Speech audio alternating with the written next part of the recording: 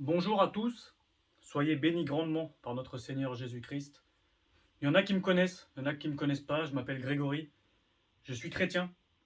Et ce que je vais vous dire, c'est une vision que le Seigneur Jésus-Christ m'a mis à cœur depuis quelques mois et qui s'est concrétisée ce dimanche qui vient de passer. Depuis des mois, le Seigneur me met des songes, comme quoi il va y avoir de gros changements dans l'Église. Qu'il va y avoir beaucoup de choses qui vont faire que l'Église va changer. Aujourd'hui, nous sommes sous un format de l'Église qui n'est pas dans le cœur de Dieu. Vous savez pourquoi? Parce que tout simplement, dans nos églises, il y a la division, dans nos églises, il y a l'orgueil, dans nos églises, il y a la méchanceté, le jugement, la condamnation. Et le dessein de Dieu, c'est l'unité. Le Seigneur m'a fait comprendre que depuis 2 ans maintenant, le Covid a commencé, Dieu a permis le Covid, Dieu a permis le confinement, afin que son peuple revienne à ses pieds, dans la prière, dans le jeûne. Et le Seigneur s'est réjoui pendant les mois que nous avons passés dans le confinement en France. Je ne parle uniquement que de ce qui va se passer en France. Ce qui va se passer après, c'est pour plus tard. Mais la base du réveil sera en France.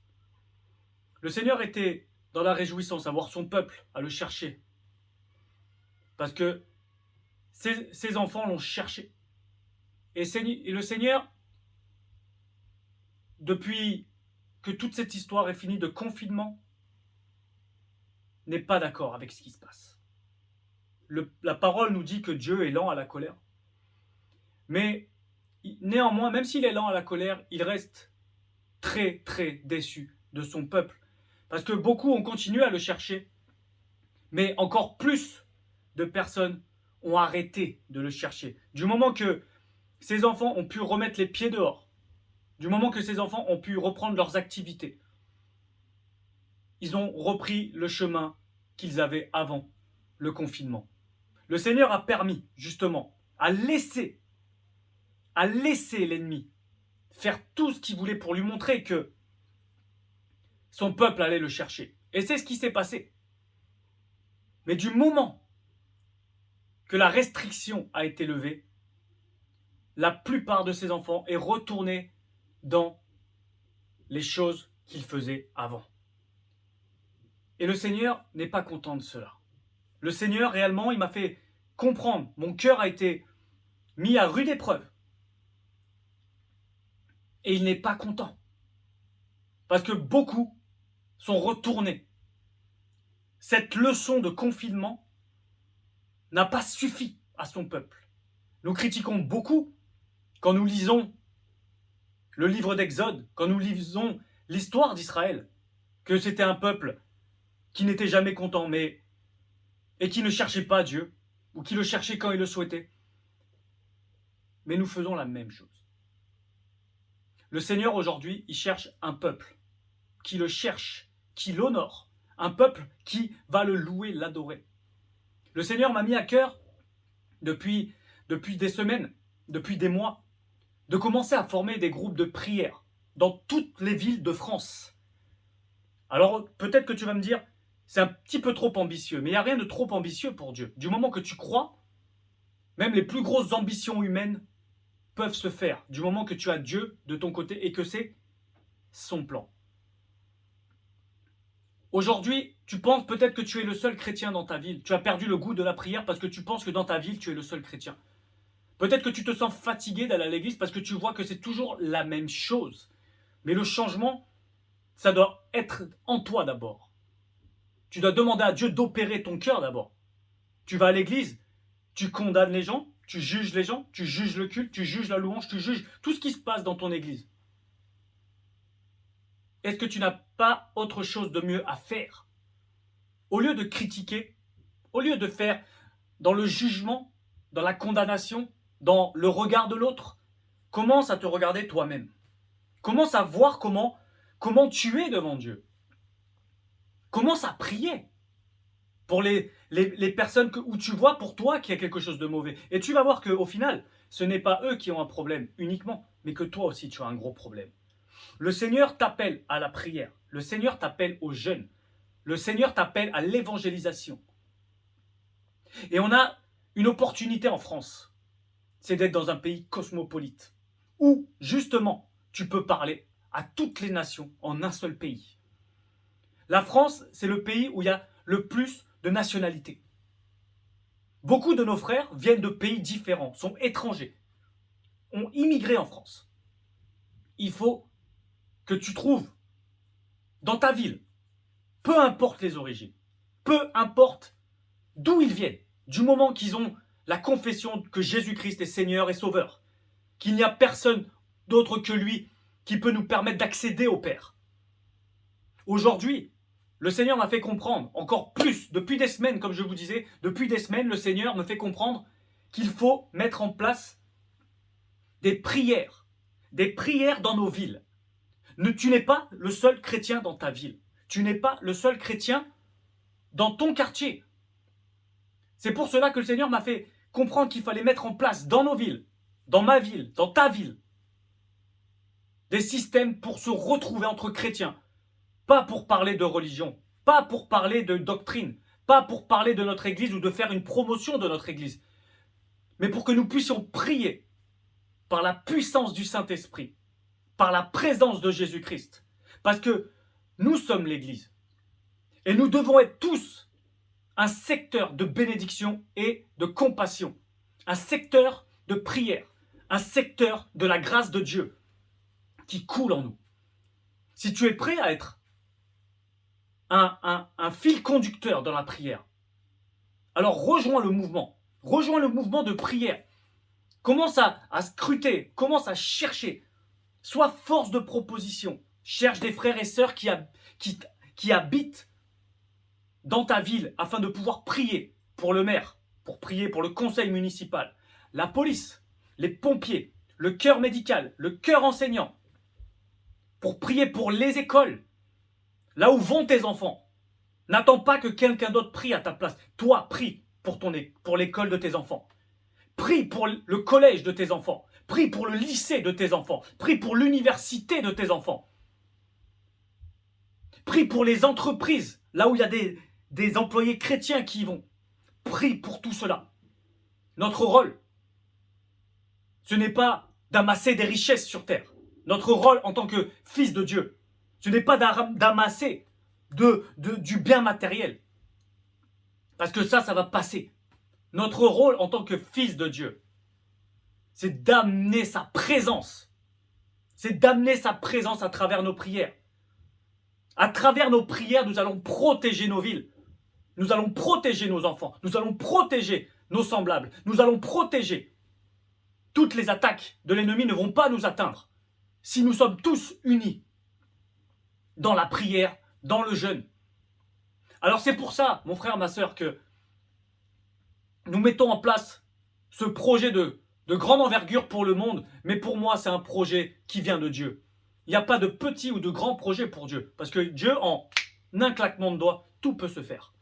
Parce que c'est un Dieu de miracles, un Dieu de but, un Dieu de proposition, un Dieu qui ne permet pas que quand il met quelque chose dans le cœur de l'homme, qu'il ne se fasse pas. Parce que Dieu est fidèle dans sa promesse.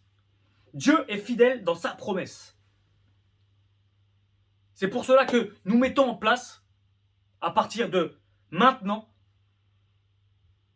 des prières dans chaque ville. Nous avons déjà tout le programme de fait. Nous allons mettre en place de plus en plus, là où tu habites, pas uniquement là où tu habites, mais là où tu es né aussi. N'oublie pas là où tu es né. N'oublie pas tes racines. Moi, j'habite en Île-de-France. Je dois prier pour ma ville en Île-de-France. Je suis né dans le sud de la France. Je dois prier pour la ville là où Dieu m'a fait naître, pour être de bénédiction. Si toi, tu ne le fais pas, si nous ne le faisons pas, qui va prier à notre place? Alors, mon frère, ma sœur, à travers cette vidéo, le Seigneur m'a fait comprendre une chose de pourquoi il me faisait faire toutes ces manœuvres dans la prière et dans le jeûne. C'est tout simple. Comme je vous disais tout à l'heure en préambule, le Seigneur n'est pas content de tout ce qui se passe. N'est pas content du cœur qu'il y a dans l'Église. Beaucoup, Seigneur, beaucoup le clament de la bouche, mais leur bouche n'est pas alignée avec leur cœur. Quand ta bouche est alignée avec ton cœur et que ton cœur est aligné avec les cieux, là tu touches son cœur. Le Seigneur appelle à l'unité du corps du Christ. La tour de Babel, on va prendre juste cet exemple, la tour de Babel. Ils étaient tous unis et Dieu a vu que leur cœur était mauvais. Et afin qu'ils ne touchent pas les cieux, afin de prétendre qu'ils sont comme Dieu, Dieu a confondu toute leur langue, afin qu'ils ne se comprennent plus. Nous devons prendre le parallèle, que nous avons le Saint-Esprit, nous avons le même discours, nous avons le même langage, nous avons le Saint-Esprit en nous. Mais ce qui nous manque, c'est l'unité. Mon frère, ma sœur, soyons dans l'unité. Si nous voulons toucher les cieux, ce qui signifie toucher le cœur de Dieu, ensemble, il faut que nous soyons dans l'unité. C'est pour ça que le Seigneur appelle à l'unité du corps du Christ, afin de prier, d'évangéliser, de jeûner ensemble. Peu importe l'église d'où tu viens. Dieu n'en a rien à faire de l'église d'où tu viens. Dieu n'en a rien à faire de ton titre. Dieu n'en a rien à faire de toutes ces choses-là. C'est l'homme qui a mis ça en place, les titres. C'est l'homme qui a mis en place le nom des églises. Le Seigneur, ce qu'il veut, c'est le cœur de chacun. Il va y avoir, d'ici quelques mois en France, des grandes tribulations pour ceux qui vont à contre-courant. Mais nous sommes plus que vainqueurs. Nous sommes plus que vainqueurs par celui qui nous a aimés et sauvés. Le Seigneur m'a fait comprendre qu'il va y avoir des tribulations dans les églises, il va y avoir des divisions dans les églises. Vous savez pourquoi? Parce qu'il va y avoir ceux qui cherchent leur intérêt et ceux qui cherchent l'intérêt de Dieu. Il va y avoir des problèmes dans les familles. Les familles qui se disent chrétiennes et que le père, que la mère, que l'homme, la femme ne cherchent pas la présence de Dieu, il va y avoir des gros problèmes. Par contre, l'homme qui cherche la présence de Dieu, même si sa femme est un peu moins dans la présence de Dieu, l'homme va payer pour sa femme. Il n'y aura pas de problème. Et vice-versa, si la femme cherche la présence de Dieu, mais que l'homme non, il n'y aura pas de problème. Mais ceux qui sont chez eux au chaud et qui ne font que et qui font toute chose autre que rechercher la face de Dieu dans l'intimité, il va y avoir du chaos. Au travail, il va y avoir du chaos. Les chrétiens vont être malmenés. Mais mon frère, ma sœur, Dieu m'a fait comprendre une chose. Il faut que nous restions des exemples, même dans la persécution. Reste un exemple, mon fils, il m'a dit. Reste un exemple. Il m'a fait comprendre. Et tu verras. En moi, tu auras la victoire. Mais tu auras la victoire uniquement si tu es un exemple. Même si tu es à contre-courant, même si tu ne vas pas dans le moule de la société, tu dois rester et être un exemple. Il va y avoir des fermetures d'églises. Je ne sais pas de la manière que ça va être fait, mais écoutez bien, il va y avoir des fermetures d'églises. Il va y avoir également, des problèmes pour rentrer dans les églises. Il va y avoir des grosses scissions. Dieu est en train de séparer le bon grain de l'ivraie. Dieu est en train d'arracher les mauvaises graines et il est en train de faire fleurir les bonnes graines. À travers cette vidéo, écoutez bien, cette vidéo date du 27 janvier 2022.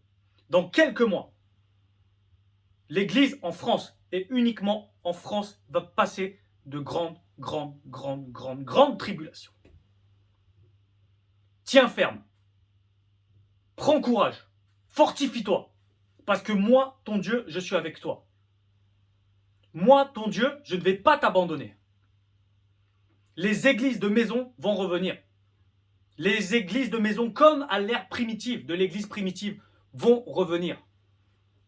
De plus en plus, il va y avoir des prières dans les maisons. Il va y avoir des prières dans les villes.